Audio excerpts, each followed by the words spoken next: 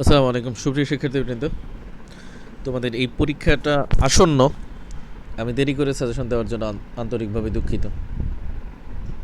আজকে সাজেশনটি তৈরি করে দিচ্ছি অর্থনীতি তৃতীয় পত্র সামষ্টিক অর্থনীতির উপর। তো আমার চ্যানেল ইকোনমিক্স নিউজের পক্ষ থেকে তোমাদেরকে স্বাগতম জানাচ্ছি। তো ছোট্ট একটি সাজেশন, আশা করি এখান থেকে সবই কমন পড়বে। ক বিভাগের সাজেশন করে দিতে পারবো না মনে হয়, এজন্য দুঃখিত। তোমাদের অনুরোধ থাকবে আমাকে হোয়াটসঅ্যাপে নক না করার জন্য।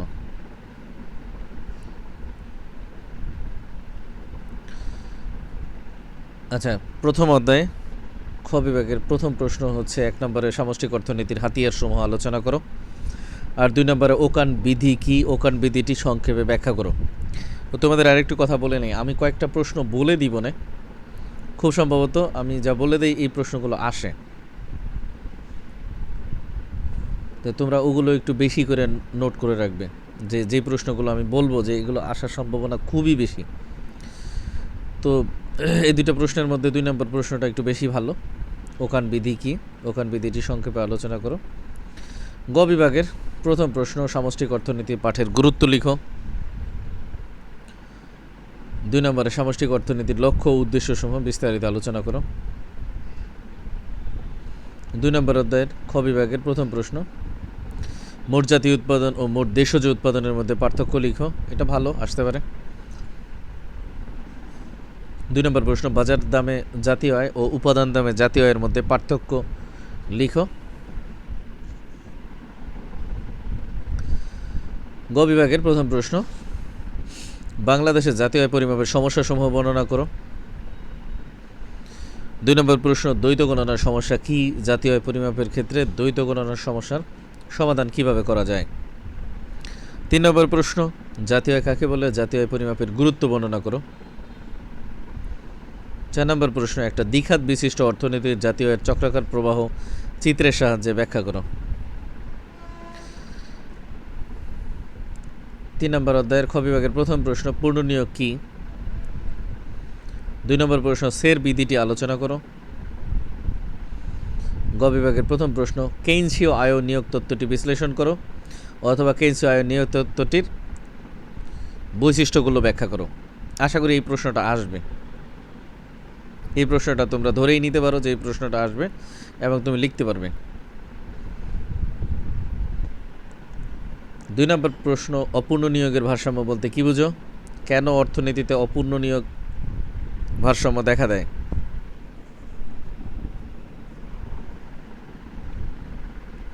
3 নম্বরে ক্লাসিক্যাল ও কেইনসের আয় ও নিয়োগ তত্ত্বের মধ্যে পার্থক্য ব্যাখ্যা করো।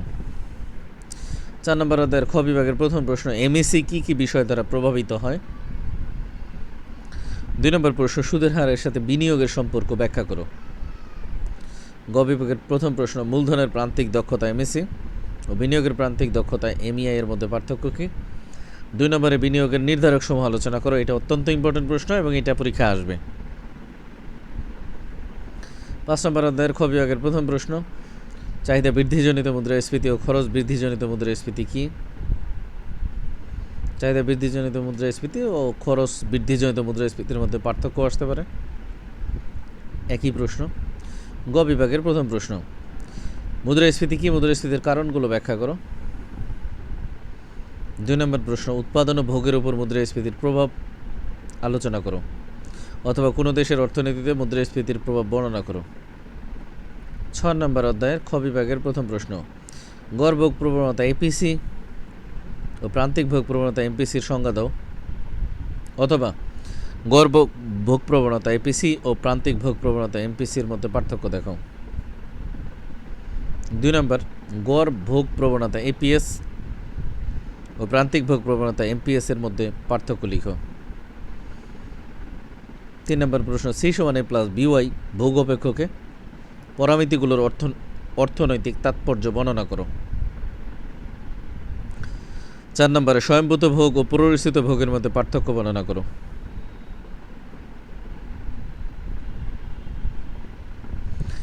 গ বিভাগের প্রথম প্রশ্ন কেইনসের মনস্তাত্ত্বিক ভোগবিধিটি ব্যাখ্যা করো। এইটি আসবেই পরীক্ষায়, আশা করা যায়। আচ্ছা, আমি তো বলে দিচ্ছি যেগুলো আসবেই, আসার সম্ভাবনা অত্যন্ত প্রবল, কিন্তু মানে কিন্তু আমি তো আর প্রশ্ন দেখিনি, আমি তো সেটা জানি না, কিন্তু আসার সম্ভাবনা অত্যন্ত প্রবল, এই কারণেই বলছি যেটা আসবে। তোমরা আবার একান্তই যদি তোমার দুর্ভাগ্য হয় না আসে, তখন আমাকে দোষ দিও না। 7 নম্বর অধ্যায়ের খ বিভাগের প্রথম প্রশ্ন, অর্থের মূল্য বলতে কি বুঝো? অর্থের মূল্য ও দাম স্তরের মধ্যে সম্পর্ক কী? একই প্রশ্ন, যে কোনো একটা আসলে লিখলেই হবে। 2 নম্বর তারল্যফাত কী? 3 নম্বর প্রশ্ন, M1 M2 M3 M4 ধারণাগুলো ব্যাখ্যা করো। গ বিভাগের প্রথম প্রশ্ন, অর্থ কী? আধুনিক অর্থনীতিতে অর্থের কার্যাবলী আলোচনা করো। 2 নম্বর প্রশ্ন, মিল্টন ফ্রিডম্যানের আধুনিক মুদ্রার পরিমাণ তত্ত্ব আসবেই, না আসার কোনো কারণ নাই। যদি না আসে তাহলে বুঝতে হবে তোমার ভাগ্য খারাপ। 8 নম্বর অধ্যায়ের খ বিভাগের প্রথম প্রশ্ন, ভারসাম্য বাজেট গুণক কি? এইটা আসবে পরীক্ষায়, আসবে মানে আসবে। বিনিয়োগ গুণক কাকে বলে? 3 নম্বর প্রশ্ন, গুণক ও ত্বরণের মধ্যে পার্থক্য আলোচনা করো। গ বিভাগের প্রথম প্রশ্ন, ত্বরণের কার্যকারিতা ব্যাখ্যা করো। কী কী বিষয় ত্বরণকে প্রভাবিত করে? 9 নম্বর অধ্যায়ের খ বিভাগের প্রথম প্রশ্ন, খোলা বাজার কার্যক্রম কি? ব্যাখ্যা করো, আসার সম্ভাবনা অনেক বেশি। 2 নম্বর, বাণিজ্যিক ব্যাংকের ঋণ সৃষ্টি বলতে কী বুঝো? 3 নম্বর প্রশ্ন, বাণিজ্যিক ব্যাংক কীভাবে তারল্য ও মুনাফার মধ্যে সমন্বয় সাধন করে আলোচনা করো। গ বিভাগের প্রথম প্রশ্ন, কেন্দ্রীয় ব্যাংক কাকে বলে? বাংলাদেশ ব্যাংকের কার্যাবলী আলোচনা করো। 2 নম্বর প্রশ্ন, বাণিজ্যিক ব্যাংকের বহুগুণিতক ঋণ সৃষ্টির প্রক্রিয়াটা আলোচনা করো। এই দুইটা প্রশ্নই আসবে, এই দুইটা প্রশ্নই আসবে, আর না হলে একটা প্রশ্ন তো আসবেই, এই ব্যাপারে সন্দেহ খুবই কম। তারপরে তোমার লাখ। খ বিভাগের 10 নম্বর অধ্যায়ের খ বিভাগের প্রথম প্রশ্ন, আর্থিক নীতি ও রাজস্ব নীতি কাকে বলে? এটাও আসার সম্ভাবনা অত্যন্ত প্রবল। গ বিভাগের প্রথম প্রশ্ন, আর্থিক নীতির হাতিয়ার কি?